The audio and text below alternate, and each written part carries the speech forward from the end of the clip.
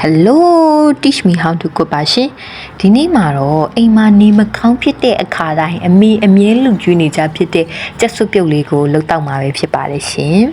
။အသီးရွက်တွေကတော့ဘယ်အသီးရွက်ကိုတုံရတယ်ပေါ့နော်။ရာသီပေါ်အသီးနှံလေးတွေကိုတုံးပြီးတော့ချက်လဲရပါရဲ့ပေါ့နော်။ဒီမှာကတော့မုံလောင်းဖြူအာလူဂေါ်ဘီကိုတုံးထားပါတယ်။ကြက်သားကတော့မနီတွေကပြုတ်ထားပြီးတော့တိန်းတာပေါ့နော်။အခုတစ်ခါထပ်ပြီးတော့ဂျင်းနဲ့ကြက်သွန်ဖြူထဲငရုတ်သီးစိမ့်ထဲ